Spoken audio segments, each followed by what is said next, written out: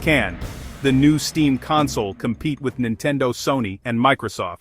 About a decade ago, Valve tried to conquer the living room with the Steam machine. And it failed.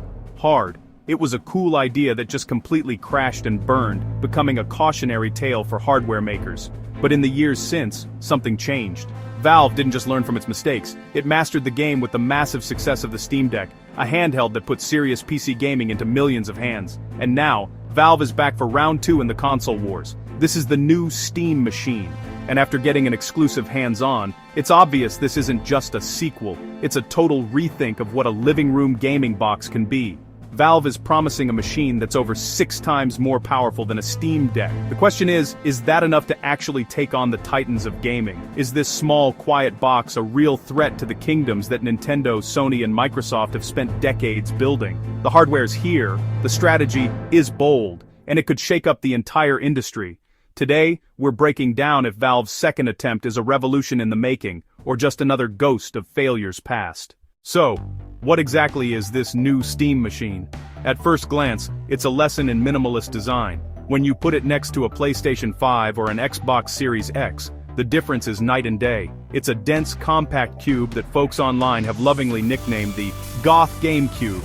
And you can see why. It's small, dark, and looks like it means business. Valve's engineers designed it specifically to fit under a 15-centimeter shelf, a direct jab at the giant consoles taking over our media centers. It's built for the living room with a clean look, a customizable LED bar for things like download status, and an internal power supply, which means no clumsy power brick. But that quiet exterior is hiding a beast. Let's talk specs, because this is where you can see how ambitious Valve is.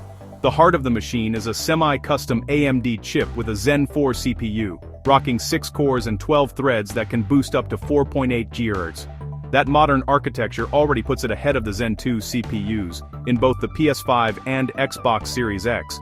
For graphics, it's packing a semi-custom AMD RDNA 3 GPU, with 28 compute units running up to 2.45 GHz.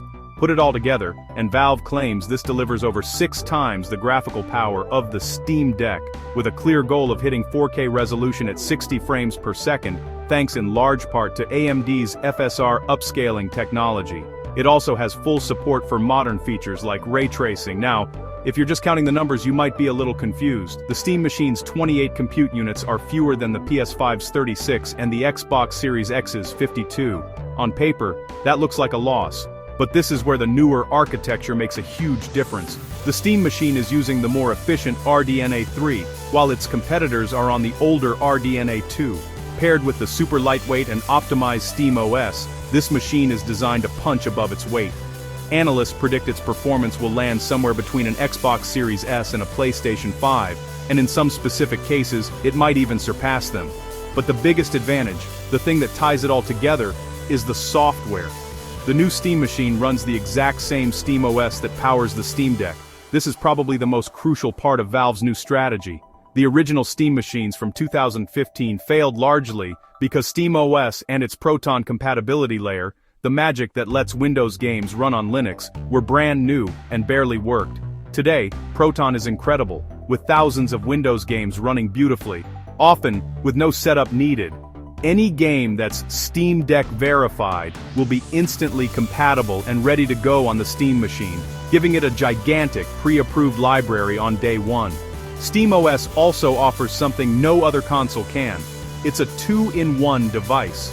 In its default mode, it's a slick, couch-friendly interface you can navigate with a controller, but with a single click, you can switch to a full-blown desktop.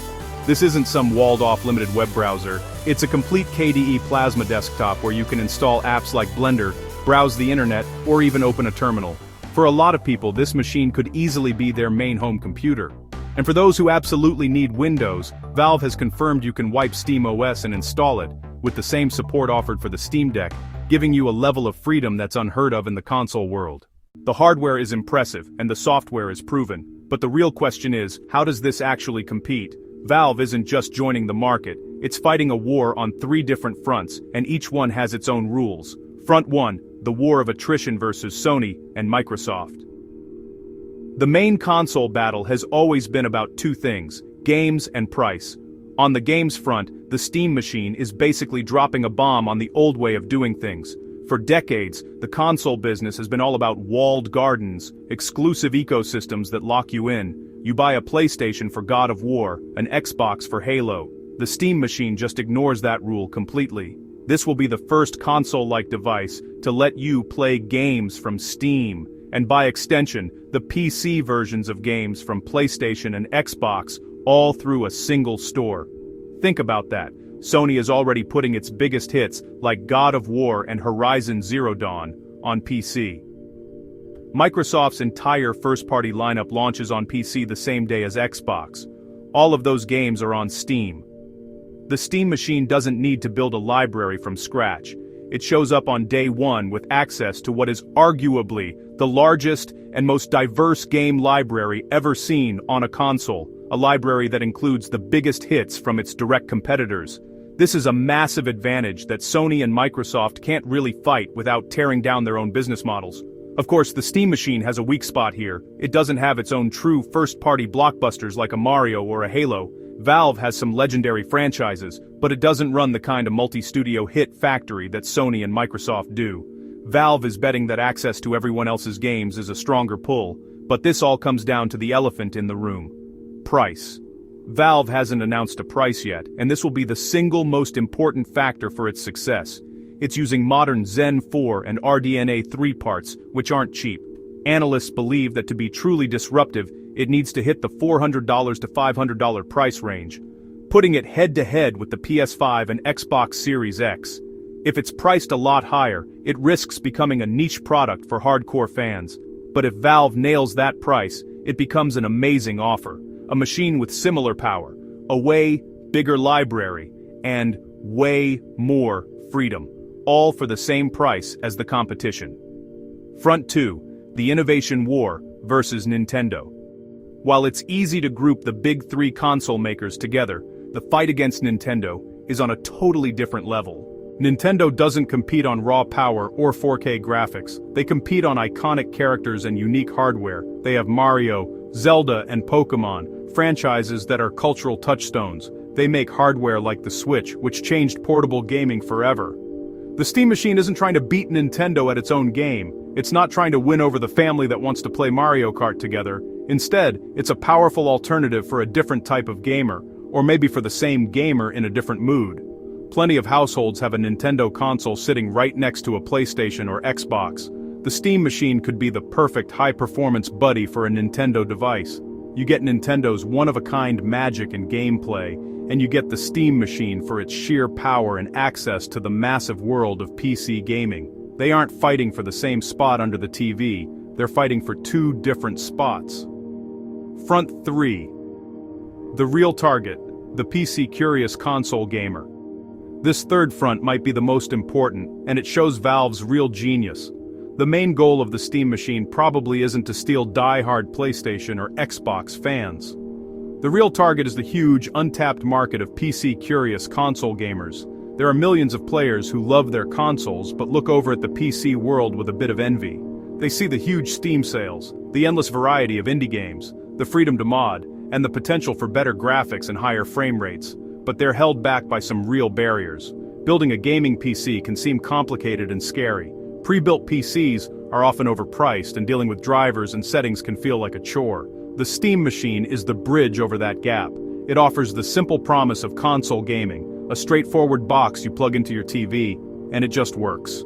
You don't have to worry about picking parts or updating drivers. It boots right into a friendly controller-first menu, but it still gives you all the best parts of the PC world: a massive library, huge sales, and the freedom to tinker if you want to. It removes the complexity of PC gaming while keeping almost all the perks. As one analyst put it, Valve isn't trying to beat Sony and Microsoft at their own game. It's rewriting the rules by blurring the line between PC and console. This isn't just another console, it's an ambassador for PC gaming, here to convert a whole new generation of players. A great console is more than just a box of parts, it's an entire ecosystem, and Valve is making sure the Steam machine isn't launching alone. It's coming out alongside a totally redesigned Steam controller. The original 2015 controller was ambitious, but its dual trackpads didn't quite win over players who were used to joysticks.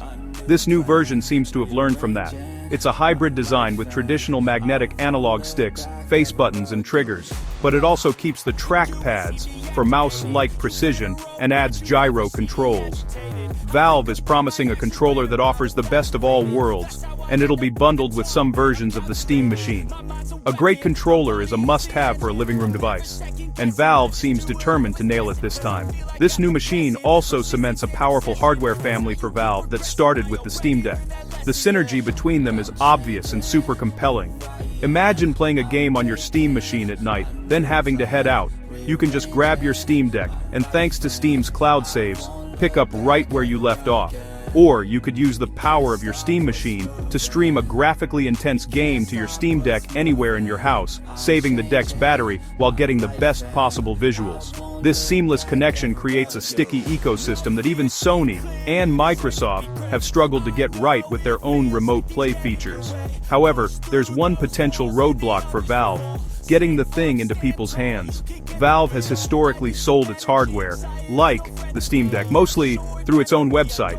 While that works, it limits its reach compared to Sony, Microsoft and Nintendo, whose consoles are on shelves in thousands of stores worldwide.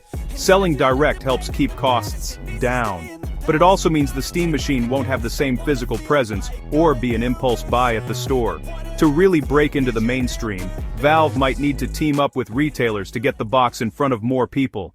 So, back to the big question: can the new Steam machine really compete?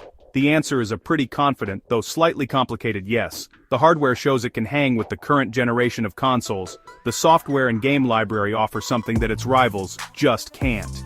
It might not outsell the PS5 or the Switch overnight, but it doesn't need to. This isn't a head-on attack. It's a clever strategic move that carves out a brand new space in the market. The Steam machine isn't just a better version of a failed idea. It's the result of everything Valve learned from the Steam Deck's success. It's a true PC-console hybrid that offers more freedom and a ridiculously huge library of games. It avoids a direct fistfight with Sony over raw power, and instead attacks the very foundation of the console business, the walled garden. It expertly targets a huge audience of console players who are curious about PC gaming but don't want the hassle. While its raw GPU power might not be the absolute highest on the charts, its modern architecture, flexible OS, and compact design make it a serious contender. Xbox in particular should be nervous. Its whole strategy of uniting PC and console gaming is now being done better by a competitor that owns the biggest PC storefront on the planet. In the end, the final battle will be decided by price. If Valve can launch this machine at a competitive price point, it won't just be an alternative, it could change the game entirely. It represents a future where the line between PC and console is blurred forever, and where your game library is no longer locked to a single box under your TV. The Steam machine is more than just a new console, it's a declaration of independence for the living room gamer. But what do you think? Is the new Steam machine a game changer, or just another niche product? Let me know in the comments below, and if you want to see a full performance review when this launches in early 2026, make sure you subscribe.